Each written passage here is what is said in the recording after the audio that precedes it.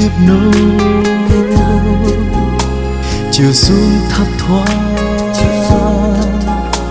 chỉ có anh và anh trong màn đêm, mong chờ tia nắng em đã mang đi xa.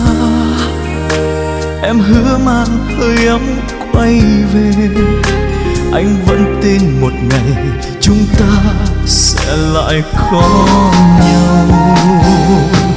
Ngày chia tay hai ta trao nhau từng lời hẹn ước khắc sâu, dù mai đây xa xôi phương nào thì mình vẫn nhớ tới nhau. Tình đôi ta đang trao cho nhau mãi mãi luôn đậm sâu, cho dù ta đi đâu về đâu thì tình yêu không phải dấu. Ngàn thông xanh nơi anh trao em từng lời hẹn ước khát khao, giờ riêng anh nơi đây cô đơn từng ngày vẫn nhớ tới em. Ở nơi kia em ơi vui không, có nhớ tới anh nhiều không? Anh vẫn mong ngày hai ta tương phùng.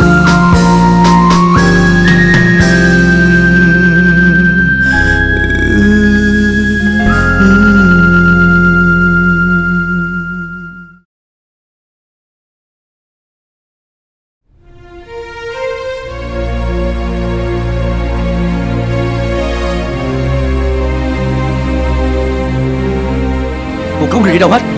Bỏ đồ xuống, ngồi đó nói chuyện. Tôi không có gì để nói với anh hết. Anh đúng là quan gia mà, đi đâu cũng gặp anh hết. Tôi đã nói rồi, bỏ đồ đó, ngồi xuống mà nói chuyện. Tôi mệt lắm, đừng để tôi nói nhiều. Anh mệt thì mặc kệ anh.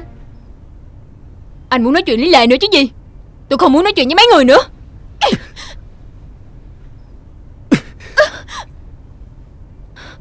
Tôi không rảnh chạy từ thành phố ra đây chỉ để nói chuyện con gái. Cô và Lý Lệ tự giải quyết với nhau, còn bây giờ là chuyện gia đình của cô. Lại muốn điều tra gia đình của tôi nữa hả? Đúng là không biết điều, là lòng tham không bờ bến, không biên giới mà. Ở đây chỉ có tôi và cô, không ai bảo vệ cô đâu. Phải làm theo ý của tôi, nếu không muốn bị đối xử thô bạo. Anh muốn giết tôi chứ gì.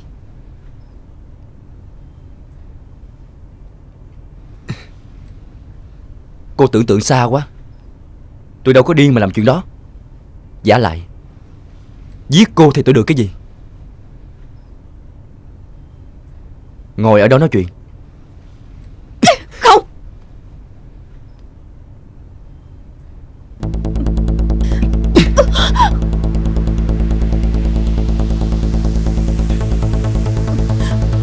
Nếu cô không làm theo ý của tôi thì tôi sẽ giết cô thiệt đó. Cô phải cho tôi biết được về số lượng tài sản mà gia đình cô đã sở hữu trước khi mẹ cô mất. Ngoài căn biệt thự ở thành phố và ở đây, gia đình cô còn sở hữu 2 căn nhà khác cho thuê. Ông Tường có quản lý những căn nhà đó không? Trả lời đi, có hay không? Không.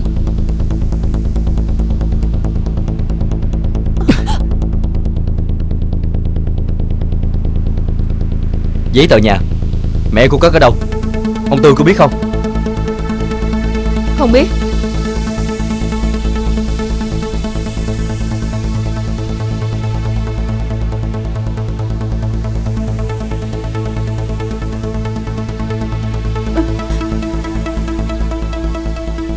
Theo tôi được biết, gia đình cô còn sở hữu 40 hecta cao su ở Bình Phước. Cái đó đang giao cho ai quản lý? Tôi không biết.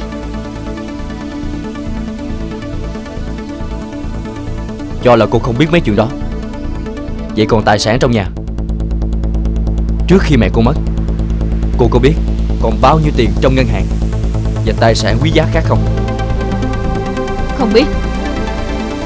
Vậy số nữ trang của mẹ cô ai giữ? Không ai giữ hết. Vậy cất ở đâu? Trong két của phòng mẹ tôi. Nhiều không? Nhiều. Cô còn nhớ tất cả những món nữ trang đó không? Nói đi. Đau. Đồ dã man. Nếu biết đau thì hãy mau nói ra.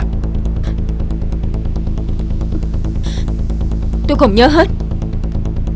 Tôi chỉ nhớ sợi dây chuyền hình trái tim có nạm kim cương vàng. Tại sao cô nhớ nó?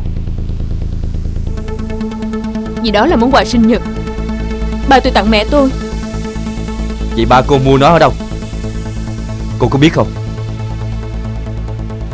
Biết. Ở đâu? Công ty Mỹ Kim. Hôm trước tôi thấy Lý Lệ đeo sợi dây chuyền đó.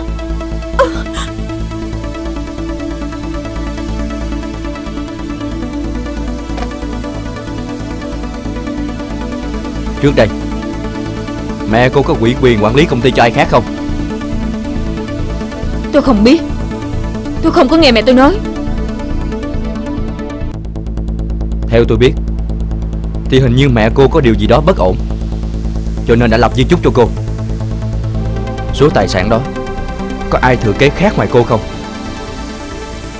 Không. Di chúc lập ở đâu?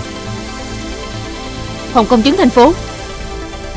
Có ai biết gì di chúc đó không? Tôi và Vú Mười. Tôi đã hỏi xong rồi. Cảm ơn cô nha. Anh là đồ quỷ, đồ hèn.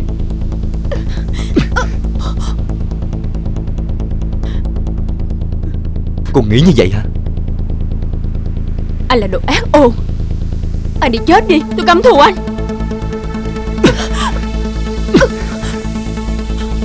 Xin lỗi vì tôi đã làm như vậy, nhưng nếu cần thì tôi vẫn sẽ làm đó.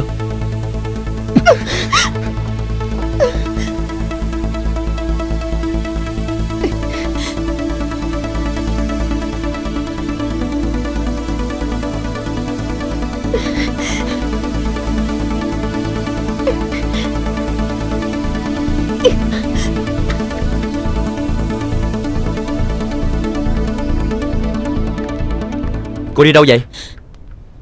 Mặc kệ tôi. Tùy.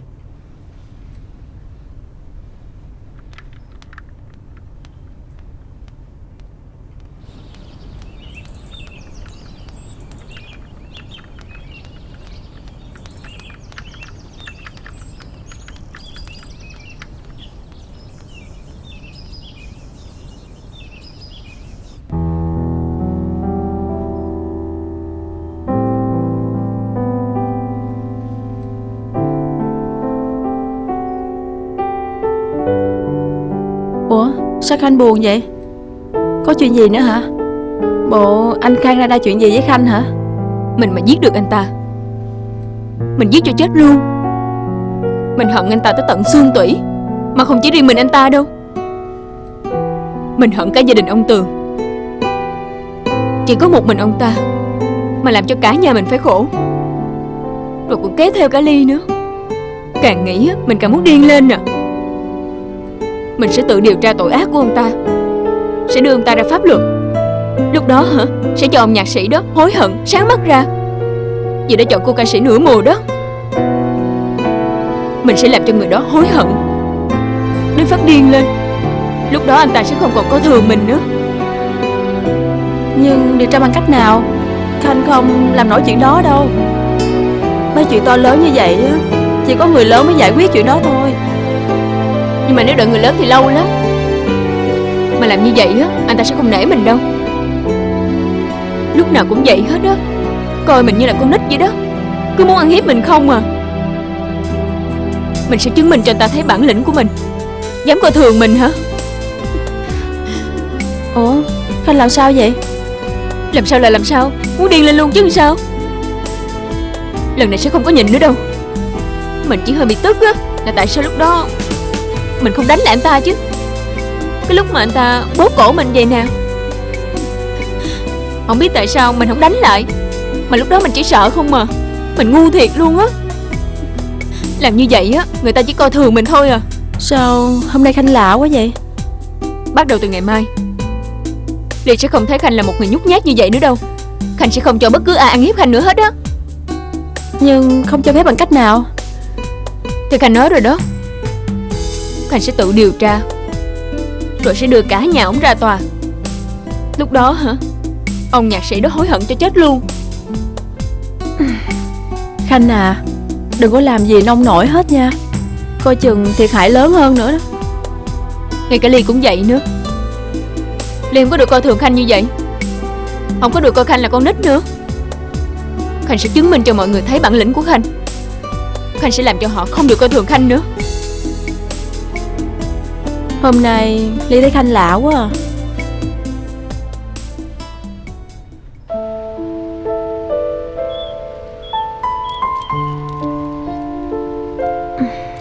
Sau này khi mẹ mình không còn nữa thì mình sẽ đi tu luôn. Mình sợ sống một mình lắm. Trời ơi, Ly nghĩ gì kỳ vậy? Mẹ mất á thì sống với chồng với con, chứ sao phải vô chùa. Người như mình coi như là bỏ đi rồi, ai mà thèm lấy nữa. Mà có lấy thì cũng xem thường mình thôi à. Chẳng thà sống một mình cho rồi. Ly nghĩ vậy cũng đúng. Thiệt tình Khanh cũng không biết là mấy người con trai á sẽ nghĩ như thế nào nếu như biết Ly bị như vậy. Nhưng mà đi tu á thì buồn lắm. Đừng có như vậy nha. Lúc mà mẹ Khanh mất á, Khanh cũng đâu nghĩ là Khanh phải đi tu đâu. Nguyễn Du có viết, tu là cõi phúc, tình là dây quan. Mà biết đâu vô chùa tu lại có phúc hơn thì sao? Kiếp sau mình sẽ không bị cưỡng bức như kiếp này nữa. Ly nói thì mình mới nghĩ ra. Mình không biết tu có phải là cõi phúc hay không, nhưng tình là dây quan thì Khanh nghĩ là có. Nếu như mà không dướng vào tình yêu á, Khanh đâu có khổ sở như vậy đâu. Khanh ghét anh ta, nhưng mà Khanh vẫn thích được anh ta yêu. Anh ta lo lắng. Sao mà số hai đứa mình khổ vậy chứ? Gặp nhau toàn là thấy khóc thôi à. Thôi, tại sao mình phải khóc? Khóc á đâu có vui đâu, cười mới vui. Sống phải lạc quan lên. Mà khóc á mặt xấu lắm. Thôi mình cười đi, mặt mình sẽ đẹp hơn ha. Nhưng mà mình cười không nổi. Trong tình cảnh như vậy, tâm trạng lại như vậy, mình không có cười nổi Khanh ơi. Thôi, bây giờ á mình không thèm ngồi đây khóc nữa. Mình sẽ đi hát karaoke đi. Mình hát á, mình la sùm lên, mình nhảy loạn xà ngầu lên, cái mình vui à hả? Thôi, ăn hết bánh đi rồi đi. Này nhiều hơn này, cho đi. Bà ham ăn quá à. Thôi đổ chung vô đi.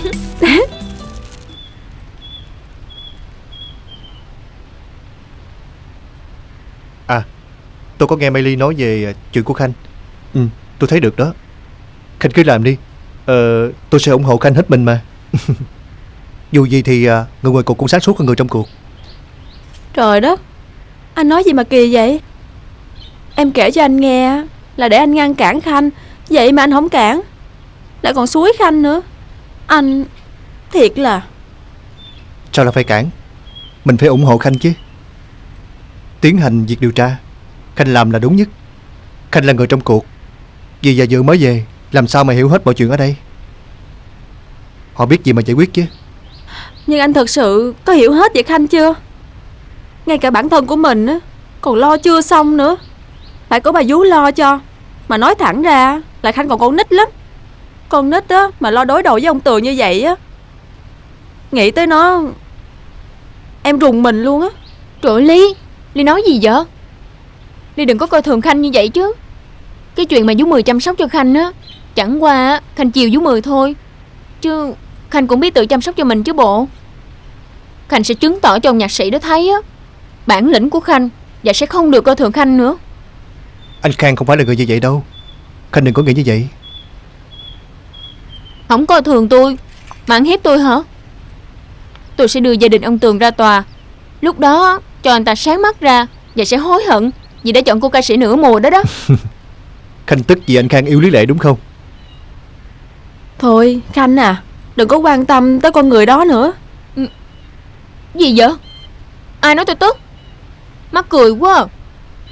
Hai người đó quen nhau thì mặc kệ họ, Tự nhiên mắc mớ gì tôi mà tôi phải tức? Tôi đã nói là tôi không quan tâm gì tới hai người đó rồi. Tôi sẽ chứng minh cho người đó thấy là bản lĩnh của tôi nè, không có coi thường tôi nữa. Tự nhiên à, cái nói tôi ghen với Lý Lệ. Nghĩ sao mà nói vậy vậy? Hai người có bình thường không? Ly bình thường mà. Bình thường? Bình thường mà nói chuyện dớ dẫn vậy hả? Mình sẽ cho họ thấy mình không phải là người khờ khạo, không phải là người vô dụng. Rồi họ sẽ phải hối hận vì những quyết định của mình. Khanh nói là Khanh không quan tâm đến anh Khang nữa. Vậy Khanh cố làm cho anh hối hận làm gì? Khanh có thấy là Khanh mâu thuẫn lắm không vậy? Gì đâu mâu thuẫn. Thì Khanh muốn chứng tỏ cho người ta thấy Khanh không phải là người nhu nhược, không phải muốn ăn hiếp Khanh là ăn hiếp đâu. Vậy thì có gì đâu mà mâu thuẫn chứ. Thôi mà bình tĩnh lại đi Khanh. Dù gì thì tôi cũng ủng hộ Khanh mà. Bình tĩnh đi. Tôi có gì đâu mà không bình tĩnh. Hai người mới là không bình tĩnh đó. Thiệt bực mình muốn chết luôn à.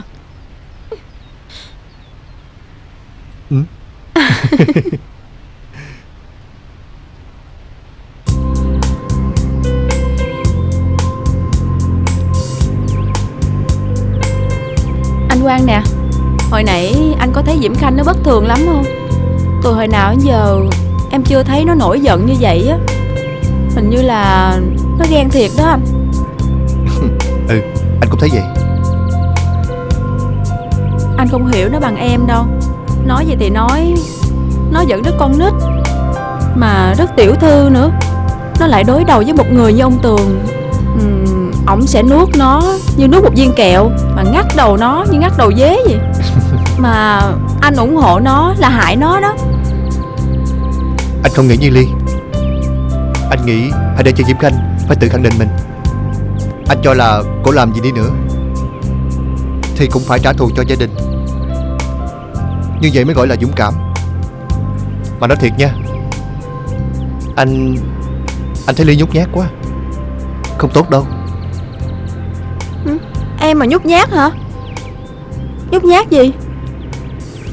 Em thấy không, Diễm Khanh cổ bị hại như vậy mà cổ còn dám đối mặt với kẻ thù, bắt họ phải đền tội. Còn em thì rút vào một góc để được yên thân, không dám phản ứng gì hết. Như vậy họ không có sợ mình đâu. Em bị hại nặng nề như vậy, em phải nghĩ cách trừng trị họ chứ.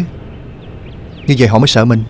Nhưng em là con gái mà, làm sao đối đầu với họ chứ?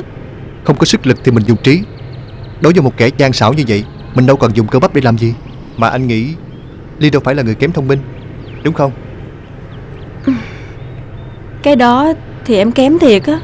Em không có thông minh chút nào hết, nên em phải đành chịu đựng thôi à. Ly à, em đừng có thiếu tự tin như vậy. Em phải sống tích cực lên. Diễm Khanh đó, một cô bé tiểu thư mà còn dám đối mặt với ông Tường.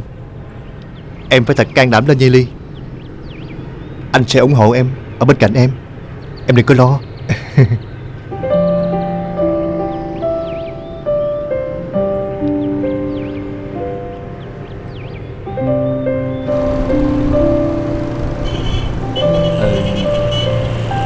Lệ nè, anh có chuyện này lâu rồi mà hỏi em đó. Anh nói đi, chuyện gì vậy? Không có chuyện gì cả. Anh chỉ muốn tìm hiểu về người yêu của anh thôi. Trước khi em dọn về biệt thự Hoàng Nhã đó, em sống ở đâu vậy? Sao tự nhiên anh lại hỏi vậy? Anh nói rồi, anh chỉ muốn tìm hiểu về người yêu của anh thôi mà. Em không trả lời được không? Nếu như em không muốn trả lời thì thôi vậy. Tại vì lúc trước cuộc sống gia đình em hơi khó khăn, cho nên em cũng không muốn nhắc lại những chuyện đã qua. Thôi được rồi, nếu em không muốn trả lời thì thôi. Bây giờ anh thấy gia đình em sống cũng tốt rồi, vừa có tài sản, vừa có tiền nữa chứ. Thì cũng nhờ ba em biết làm ăn đó. Lệ nè. Dạ.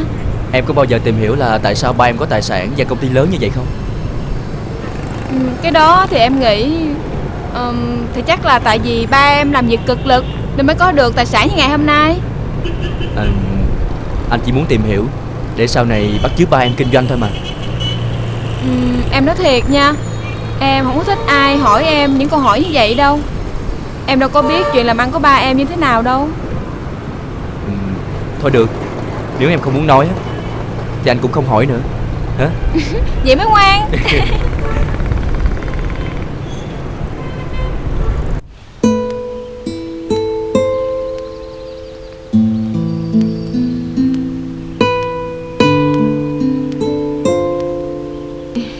Bữa nay trời đẹp ha. Mình đi lại đằng kia ngồi đi.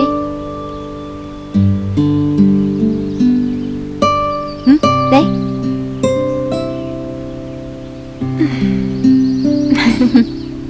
Nè.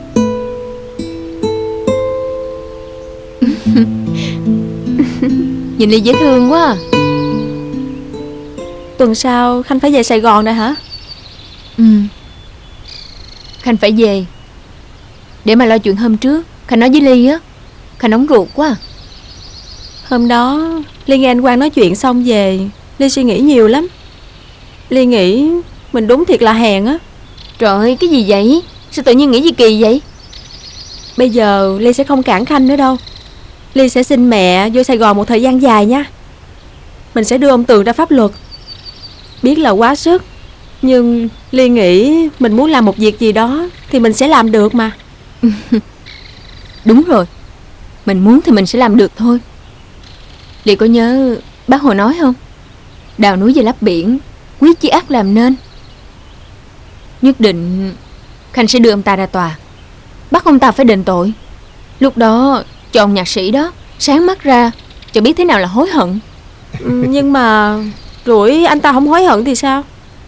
Sao mà không hối hận?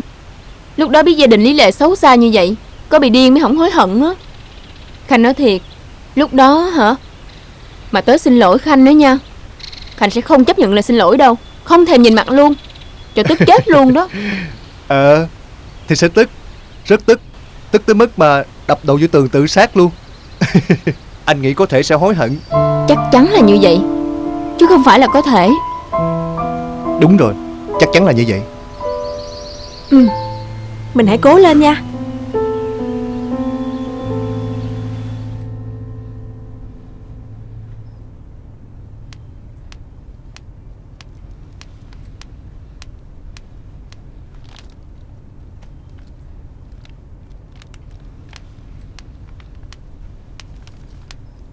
Thưa mẹ, thưa Dượng con mới về. Ủa, mẹ với Dượng định đi đâu vậy? Con đi đâu vậy Khanh? Dạ, con đi mua sách. Tốt nhất là con nên ở nhà. Muốn xem gì thì lên mạng. Từ nay con đừng đi ra ngoài nữa. Ráng đi con. Đợi mọi việc giải quyết xong xuôi rồi con muốn đi đâu thì đi. Nhưng mà sao chờ lâu quá à?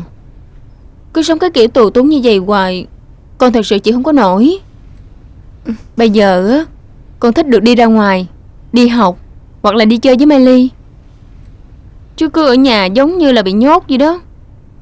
Trong khi á, Lý Lệ thì được tự do thoải mái, muốn đi đâu làm gì cũng được.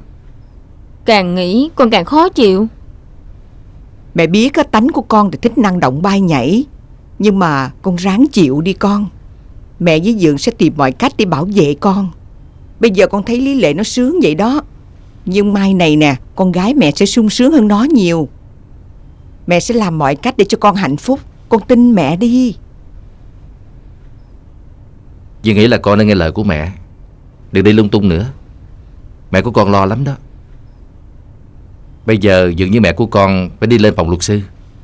Con ở nhà nghe. Dạ.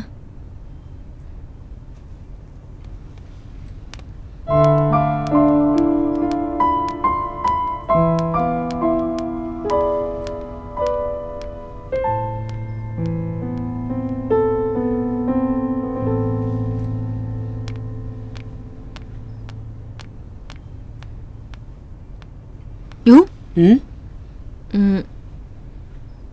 Con có chuyện này muốn nói với Vú nè. Nhưng mà chuyện này quan trọng lắm á. Vú đừng có nói cho mẹ con biết nha. Kể cả Dượng Bách á, Vú cũng không được nói luôn. Nói tóm lại là chỉ một mình Vú biết thôi nha. Chuyện quan trọng lắm. Nhưng mà là chuyện gì mà tại sao phải giấu? Nếu như mà mình không giấu á, mẹ với Dượng nhất định sẽ cản. Tại vì Dượng sẽ tự ái, Dì không có làm việc được bằng con. Ông chủ mà làm không được việc bằng con hả? Ừ. Con nói cái gì vậy Khanh? Con mà làm được cái gì? Đừng có nói như vậy nghe chưa. Nhưng mà có chuyện gì? Vú biết không? Con sẽ chủ động điều tra hoạt động của ông Tường. Con sẽ nắm chứng cứ là ông ta cướp đoạt tài sản. Sau đó con sẽ đi kiện. Con sẽ bảo vệ mẹ với Dượng. Chứ không thôi á, ông ta sẽ hại mẹ với Dượng của con luôn á. Con bảo vệ ông bà chủ hả? Dạ. Con bảo vệ làm sao? Nói vú nghe coi. Nè nha, con đã suy nghĩ rồi. Con sẽ thâm nhập vô công ty. Vú biết không, hồi nhỏ con hay đi với ba vô đó đó, cho nên con biết rành ngõ ngách lắm. Con nghĩ là trước hết con sẽ vô phòng kế toán. Con sẽ nắm được số lượng thu chi. Vú biết không, con biết sử dụng máy vi tính mà.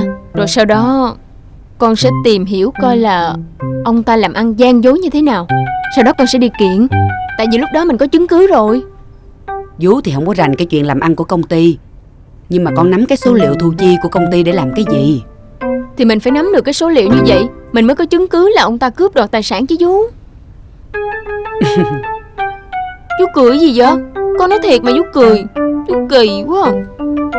Thì vú biết con rất là dũng cảm, nhưng mà con đừng có dại dột. Vú thì không có biết cái chuyện làm ăn của công ty, nhưng mà theo vú hiểu á, thì cái chuyện con nắm số liệu thu chi đâu có phải là bằng chứng kết luận rằng ông ta chiếm đoạt tài sản. Công ty nào mà không có số liệu thu chi? Con mà đem cái chuyện đó ra kiện đó hả, không chừng là công an họ sẽ bắt con á. Làm gì mà bắt con? Thì ông Tường ông kiện ngược lại con vì cái tội vu khống. Lúc đó công an họ sẽ phạt con vì cái tội con bôi nhọ danh dự người khác. Thôi đừng có giỡn với vú nữa Khanh à. Vú, con nói thiệt chứ con không giỡn đâu. Cái chuyện này á, quan trọng lắm. Con làm gì dám giỡn. Con biết á là vú nghĩ con vẫn còn con nít, thì cũng công nhận là con dở thiệt á. Cái gì cũng để cho vú lo hết. Nhưng mà con chỉ dở chuyện nhà cửa thôi. Còn lại hả, về bản lĩnh còn có rất là nhiều luôn á. Con nói thiệt á. Bây giờ thì con á lo cái chuyện học hành của con đi, nghe không? Đừng có nghĩ tới cái chuyện đó nữa, nghe chưa? Thì con vẫn đi học bình thường, con có bỏ học đâu. Nhưng mà con muốn là con sẽ vừa học vừa điều tra. Vú tin con đi. Con sẽ nắm được chứng cứ. Bởi vì á, con nghĩ là con sống trong nhà mình lâu rồi, con sẽ biết nhiều hơn là Dưỡng Bách. Vú nghĩ coi có đúng không? Thì con nói đúng, nhưng mà cái đúng của con á là cứ việc quanh quẩn với cái chuyện con ăn học nè, vui chơi nè, giải trí. Chứ còn cái chuyện làm ăn á thì con mù tịt hà. Thôi nếu con có buồn á thì con cứ rủ bạn bè về đây chơi, nghe không? Đừng có bày những cái trò dại dột nghe con. Nói chuyện với vú chán thiệt luôn. Vú không hiểu gì hết trơn á. Mai mốt có kết quả đi, rồi vú sẽ thấy. Thấy cái gì? Vú không hiểu đâu. Vú cứ kiên nhẫn chờ đi, con sẽ bảo vệ gia đình của con. Nhưng mà vú hứa với con rồi đó nha, không được nói cho mẹ con biết á. Vú mà nói con giận vú luôn á. Vậy nha, vú hứa rồi nha.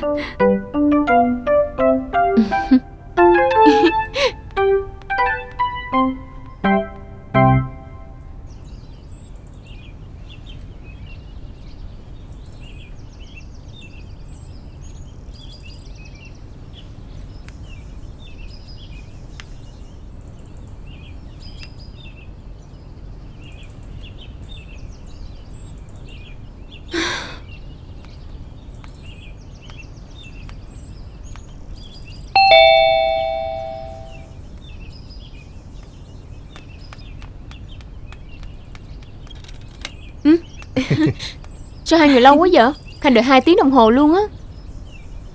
Tại vì dọc đường mình bị kẹt xe đó. Mà hai bác có nhà không vậy? Để mình vô chào một tiếng. Mẹ với Dượng đi công chuyện rồi, còn vú đi chợ. Thôi mình vô nhà đi. Vô đi. Đi. Lên đây nè. Hai đứa mình ở chung phòng á cũng được, nhưng mà hơi chật á. Ly có muốn ở phòng riêng không? Thôi, ở mình buồn lắm. Hai đứa chung phòng á, thao hồ mà thức nói chuyện. Với lại như vậy á, Ly cảm thấy là Khanh lúc nào cũng ở bên cạnh Ly hết. Mình cảm thấy đỡ buồn hơn á. Nhưng mà mình ở chung phòng vậy á, anh Quang mà biết, có khi nào anh nói mình ô môi không ta? Ô môi thì đã sao? Mai mốt á, anh Quang có hỏi á, thì Ly nói mình yêu Khanh lắm. Trời đất. Mà hả, vắng Khanh một ngày như là vắng cả mùa thu vậy đó. Không có Khanh á, giống như là bầu trời không có nắng vậy đó. Mình nói vậy á, thử hỏi ảnh có xỉu không ta? Không biết anh có xỉu không mà Khanh xỉu trước. Cái gì mà tình cảm thấm thiết quá à. Xỉu. Xạo quá. Ủa, chuyện nào mình gặp anh Quang vậy? Chắc là ngày mai á. Để đi hỏi thử ảnh coi là có cách nào thâm nhập vào công ty không. Biết đâu ảnh có ý kiến hay hơn á. Thôi nhột. Không có chơi chọt lát nha. Gì vậy? Chết luôn. Thôi nha. Ly này.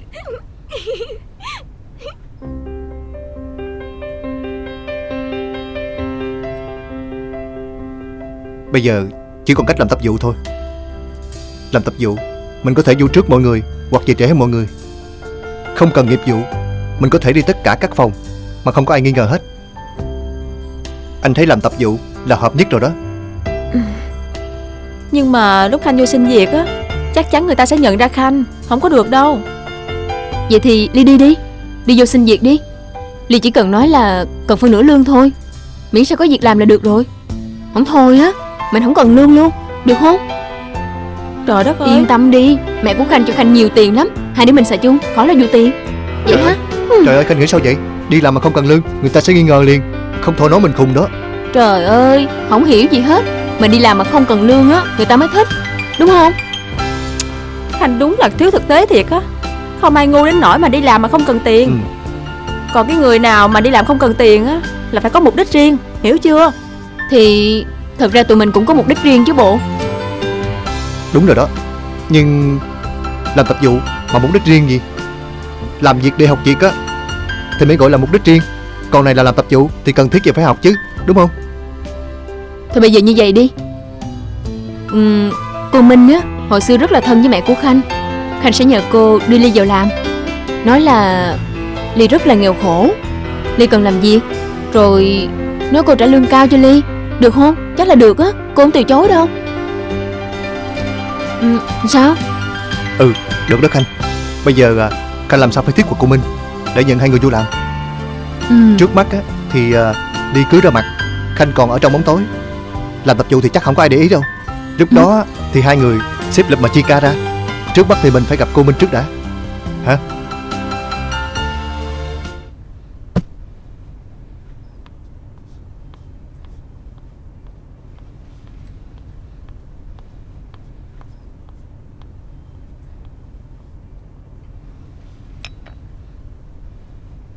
Vú uống nước đi. Dạ cảm ơn cậu. Lâu quá không gặp vú. Vú tìm con có chuyện gì không vậy? Thiệt tình thì tôi cũng suy nghĩ đắn đo lắm. Vì tôi biết cậu bây giờ đang là người của gia đình ông Tường. Nhưng tôi tin rằng cậu không muốn hại Diễm Khanh. Dù sao đi nữa thì trước kia cậu cũng từng lo cho nó. Vả lại cậu là người tốt. Tôi tin rằng cậu không nỡ hại nó. Có chuyện gì vú cứ nói. Nếu giúp được thì con sẽ giúp. Chuyện này thì tôi giấu hết tất cả mọi người. Tôi chỉ nói một mình cậu thôi. Vì tôi biết chỉ có một mình cậu mới có thể cứu nó được. Diễm Khanh lại gây ra chuyện gì sao? Tuy con với cậu hết quen nhau, nhưng con vẫn coi cậu là bạn. Nếu vú yêu cầu thì con sẽ giúp thôi. Cậu biết không, tự nhiên rồi nó muốn đứng ra để điều tra cái chuyện làm ăn ở công ty. Nó nói là nó sẽ tìm đầy đủ chứng cứ để kiện ông Tường. Nó còn nói á, chỉ có một mình nó mới có thể bảo vệ mẹ nó với dượng của nó. Lúc đầu thì tôi nghe nó nói tôi cũng mắc cười. Tôi nghĩ là nó giỡn thôi. Nhưng tôi không ngờ nó làm thiệt đó cậu. Cậu muốn bảo vệ gia đình của mình sao?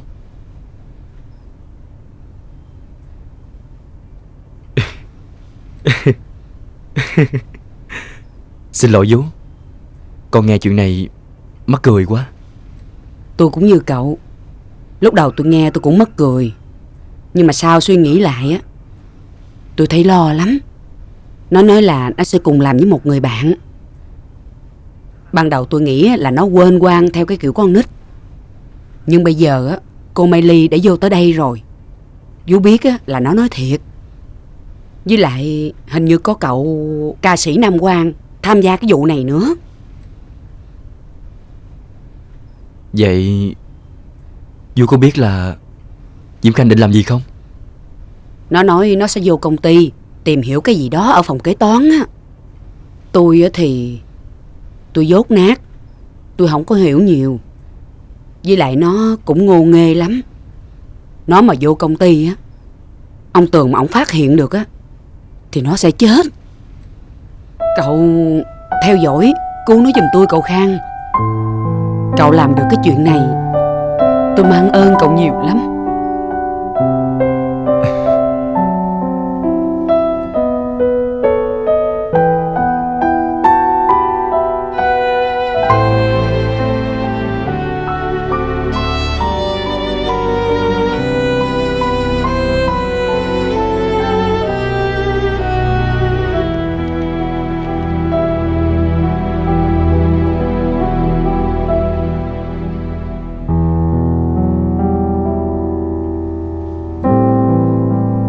Phương thức kinh doanh rất lạ.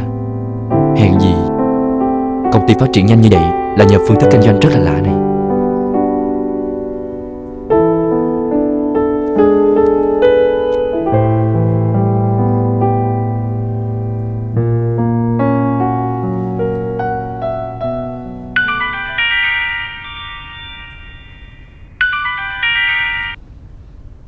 Dạ em nghe nè anh Khang. Em đang làm gì đó? Đi uống cà phê được không? Dạ anh thông cảm giùm em. Tối em có show diễn rồi anh Khang. À, chuyện đó mà anh cũng quên nữa. Thôi được, nếu mà Nam Quang bận rồi thì thôi. Ngày mai được không? Tôi có chuyện muốn nói với cậu. Dạ vậy ngày mai nghe anh. Ok, bye.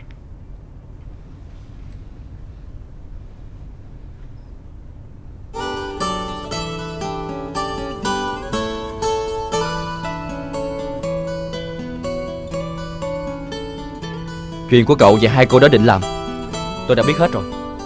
Cậu có biết như vậy là quá mạo hiểm không? Tôi khuyên cậu nên nói với hai cô đó dừng lại trước khi quá muộn. Nếu không nghe lời tôi, lỡ Diễm Khanh xảy ra chuyện gì, cậu sẽ là người hối hận đó. Làm sao anh biết được? Chắc anh chụp mũ mình đâu có điên mà nói thiệt. Cậu nghĩ tôi đang chụp mũ hoặc không biết gì hết chứ gì? Tôi biết hết tất cả. Vì vậy mà cậu hãy cản hai cô đó lại, nếu không muốn gặp nguy hiểm.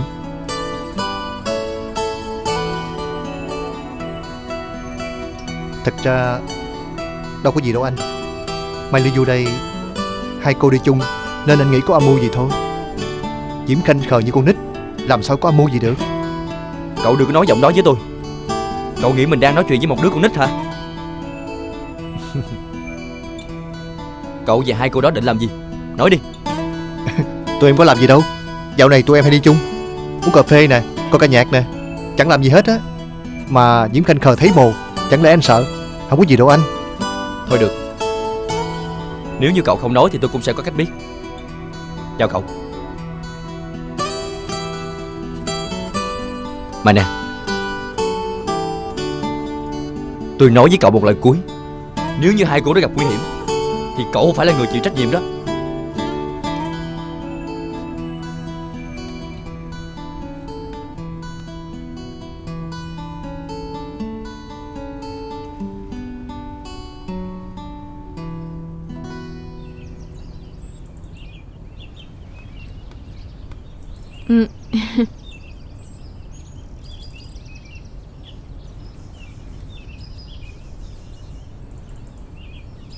Hôm nay Dượng thấy con tươi tỉnh hơn mọi hôm đó. Thấy con vui như vậy là Dượng yên tâm rồi. Dượng, bộ Dượng lại đến công ty gặp ông ta nữa hả? Không, Dượng tới văn phòng luật sư. Dượng, từ đây về sau á, Dượng đừng có lo gì nữa hết. Mọi chuyện đã có con rồi, cứ yên tâm, cứ bình tĩnh, không có sợ gì hết nha Dượng. Con nói gì vậy Khanh? Dạ thì con chỉ nói vậy để Dượng đừng có lo thôi, chứ không có gì hết. Hôm nay còn trấn an tinh thần của Dượng nữa hả? Con gái biết lo cho Dượng như vậy thì Dượng vui lắm. Thôi tới giờ rồi, Dượng đi nghe. Dạ. Dương đi cẩn thận nha. Ừ.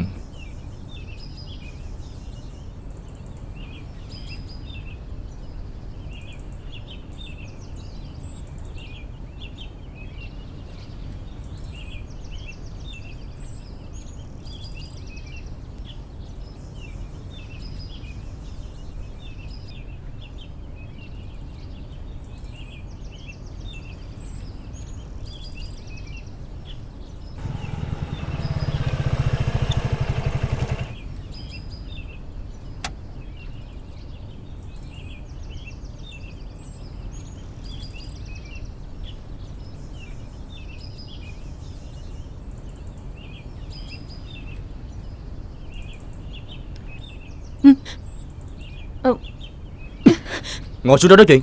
Không, Tôi bảo cô ngồi xuống đó nói chuyện. anh ra khỏi nhà tôi ngay. Anh mà không đi tôi gọi công an á.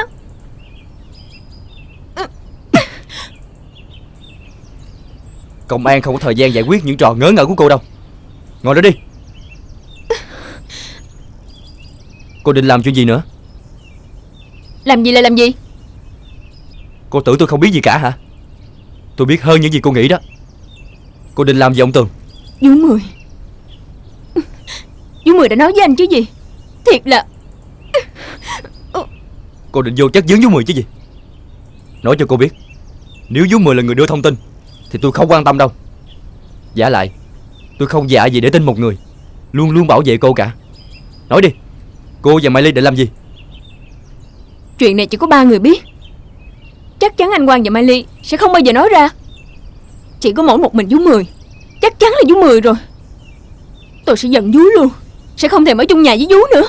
Tôi sẽ ra khỏi nhà cho Vú sáng mắt. Nói như vậy là cô đã chấp nhận cô đang có âm mưu rồi chứ gì. Vậy cũng tốt. Nói thật cho cô biết, tôi chả có biết gì cả. Nhưng khi chính miệng cô nói ra rồi, có nghĩa là tôi đoán đúng, phải không? Thì ra nãy giờ anh chụp mũ tôi hả? Anh đúng là đồ lường gạt mà. Nếu muốn biết những điều mình cần biết thì dùng cái trò lường gạt để đạt được mục đích thì bình thường thôi. Cô định làm gì ông Tường? Nếu như mà tôi muốn làm gì á thì tôi cũng đâu có điên mà nói cho anh biết. Tôi không nói đó. Anh làm gì tôi? Bây giờ tôi không có hiền đâu. Anh mà ăn hiếp tôi á, tôi sẽ quýnh anh cho coi. Tôi nói thiệt á, chứ tôi không hăm dọa đâu. Anh có giỏi thì làm đi. Cũng khẩu khí quá ha. Có tiến bộ rồi đó. Nhưng cô có biết rằng là cô càng nói càng thể hiện sự non nớt của cô hay không? Cô làm cho tôi buồn cười quá. Nhưng tôi không nói nhiều nữa. Cô phải chấm dứt ngay những ý định phiêu lưu của cô đi. Nếu cô không muốn lãnh hậu quả. Nghe chẳng tình yêu từ sâu dưới đáy lòng này. Chắc là tôi định nhiều nhỏ đó phải không? Cho nên không cho mẹ con tôi qua. Tìm một hơi ấm nồng nàn. Chỉ có mỗi anh để sân chia vui buồn và anh chăm sóc. Từ trong tim em thổn thức nguyện cầu đừng đêm. Vì em đau lòng gần vòng tay ấm, được bồi hồi cất tiếng khóc trong lòng. Với anh thật nhiều anh hãy đừng xa em nhé. Cần anh yêu lâu, cần anh chăm sóc như